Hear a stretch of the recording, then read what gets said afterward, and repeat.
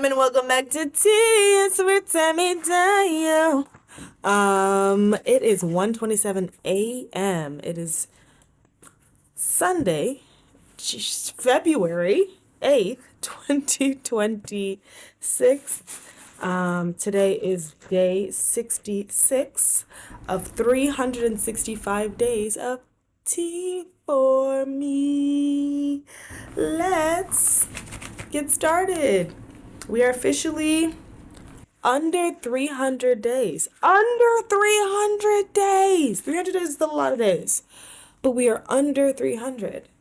We have officially dropped to 299 days left. Can you believe it? Incredible. Honestly, incredible. This right here is my swag. It is the first bottle that I had. I'm pretty sure it's empty. I'm almost positive that I've also already done this before, but just for good measure, I'm gonna give it one more try to get pump out, and then after that, I'm gonna put it on the shelf. Here we go. Let's see if it's got anything in here. Oh my God. Okay, so it had one pump and then like not a second pump. Half a second pump. Maybe 3/4 of a second pump? Maybe. Trying to see if I can get 2 whole pumps out of it and then just literally leave it alone. But I was not expecting that full first pump, so that's really fab. Yeah, that feels like a shy 2 pumps. So I'm gonna just let that be what it is and say that is all this bottle wrote. Period. Thank you so much. We're gonna do this on our hamstrings. So here we are. T-gel, T-gel. Ooh, it's freaking cold. It is also freaking cold outside.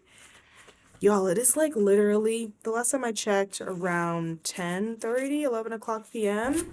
On the 7th, it was 8 degrees outside. 8. 1, 2, 3, 4, 5, 6, 7, 8. That's it. And with the wind chill, because it's been mad windy, with the wind chill, it was more like -2. It is really cold outside right now. And everybody's skin is mad dry. Obviously, I'm moisturizing. People are probably moisturizing, but the wind is just like making it insane. And I'm hoping, like the person that lives outside of the bodega has like a warm place to be tonight because they cannot be outside. And I'm hoping that I haven't seen them in a while, so I'm hoping that they're not over there. Also, we're done. But yeah, I haven't seen them in a minute, and I'd like to think that they are not outside, but I also know like I haven't seen them in a minute, and I would just like to make sure that they are alive, period. My partner pointed out there have been several people in the last couple of very cold spells that we've been experiencing who lost their lives. 10 people. So I'm just like, I would like to make sure that if there is someone over there, by the corner store, like he is okay. So we'll see if we can just like make sure we have eyes on him at some point. Anyway, what are we talking about today? Today we're going to talk about binding, other forms of fashion care, gender affirming fashion care. Okay. And I'm going to tell you that while I readjust my boxer briefs and my size large built for cis man pajama pants. So, I started wearing boxer briefs pretty much exclusively. I still have some other kinds of underwear. I have boxers, like plain plaid boxers that I sometimes wear. I also have like I have underwear that I wear specifically when I'm bleeding, so that there's like a little bit of protection and some coverage and a barrier between my blood and my clothes. I also sometimes still have like bikini underwear. I very rarely wear those. Very rarely. That's like I don't know, I'm in the mood and I don't have anything else to wear, so I just have them. But I'm thinking more and more in terms of what I'm buying. When I'm buying new undergarments, like it's gonna be more in the boxer briefs territory, or the boxers territory. I really don't even think about bikini underwear anymore as like a thing to wear. And it's so funny, right? Because it's like boxer briefs, there's no longer a bikini line.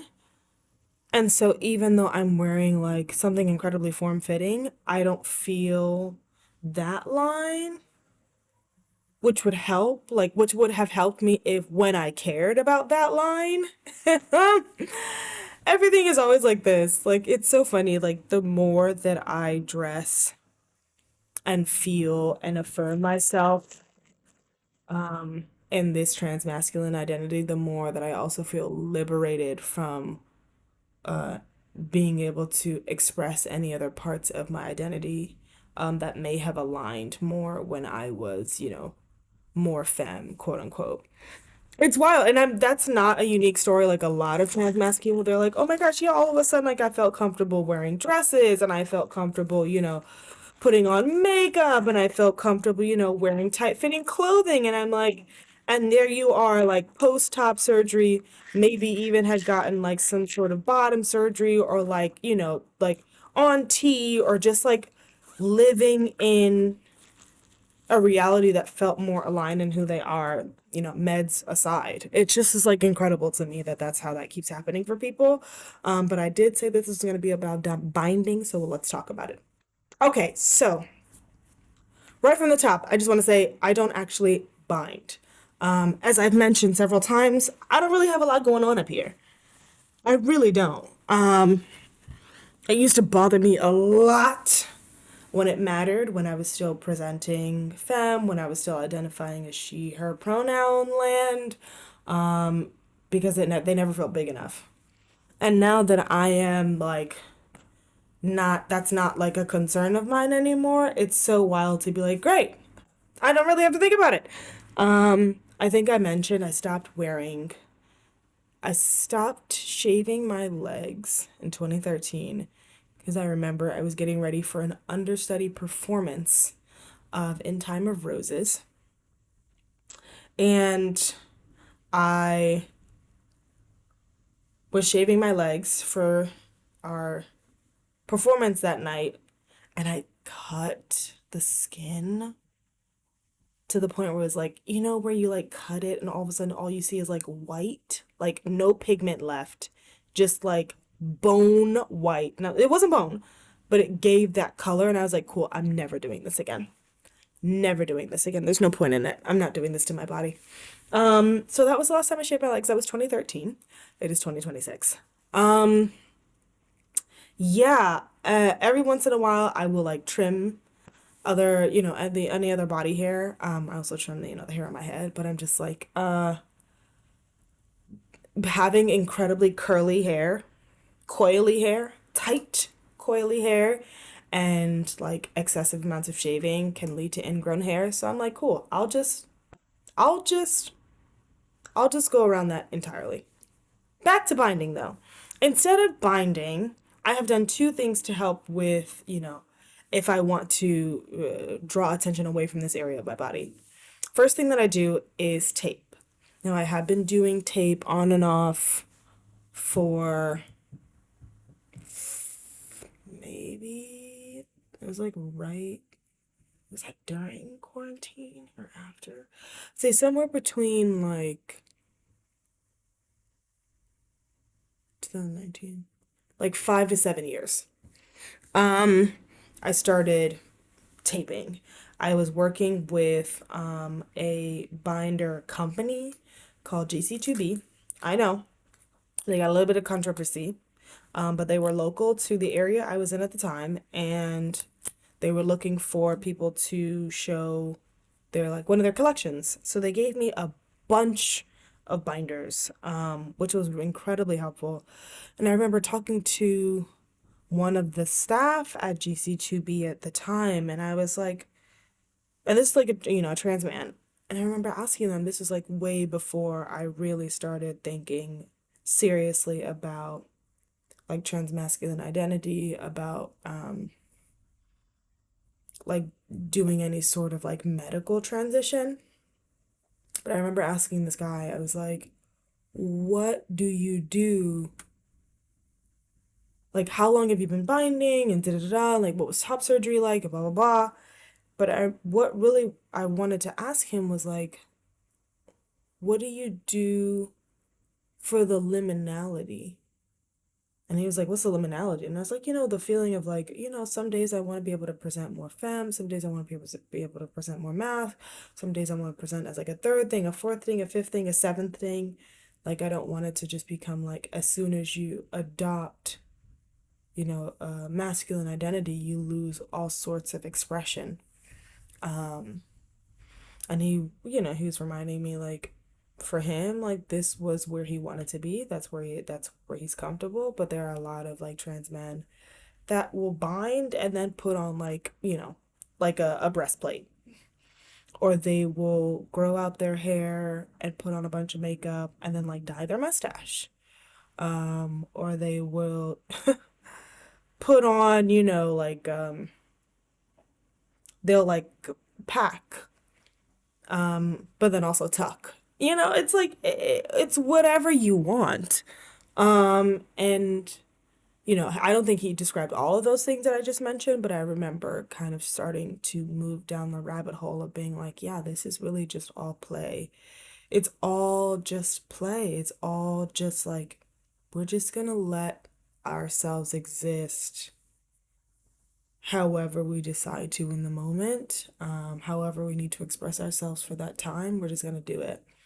And so that's one of the ways that I do sort of like gender affirming top situation. The other way that I do gender affirming top situation is I wear tank tops.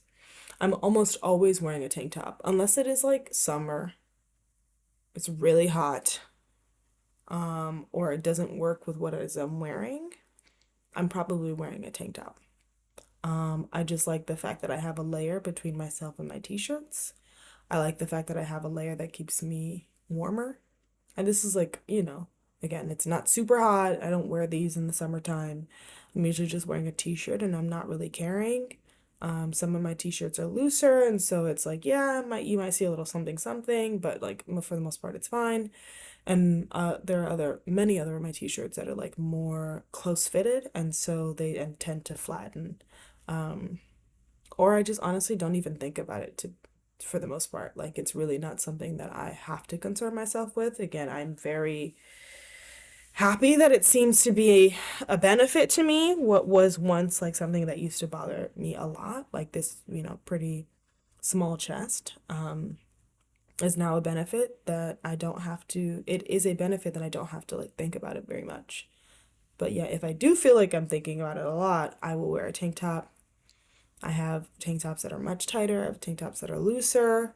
I tend to go somewhere in the middle just in terms of like, I want to keep everything in, but I also don't want to stop myself from being able to breathe. I know a lot of friends that are like, yeah, back in the day, especially when they first started binding or wearing tight fitted stuff, to help flatten, it'd be like all day, every day.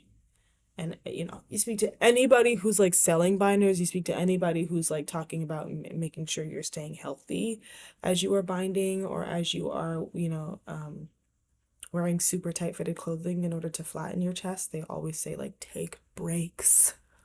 You have to take breaks. You have to let your chest breathe. You have to let your lungs come back to full capacity. Your rib cage is also there that needs to expand. There's so much more than just the chest, and I know the chest can be incredibly bothersome, so I do not want to take away from that at all. But I just want this to be a reminder, if you happen to see this and you are thinking about going on hour 12, or even honestly like past hour 8, you have to give your chest an opportunity to breathe. Your skin needs to breathe because you can start getting sores. Your ribs need to expand and your lungs need to expand. Keep yourself alive. Keep yourself breathing deep. Take it off when you sleep. And then, after you stretch and hopefully shower and, allow yourself to get a break, then you can come and put it back on. And that's where we'll leave it for today because we're at 15 minutes. Thank you so much for watching TisforTemidayo. If you made it to the end of this video, mwah, a kiss for you. Tune in tomorrow for another day of 365 days of tea for me. I love you so much. I'll see you tomorrow. Bye. Mwah.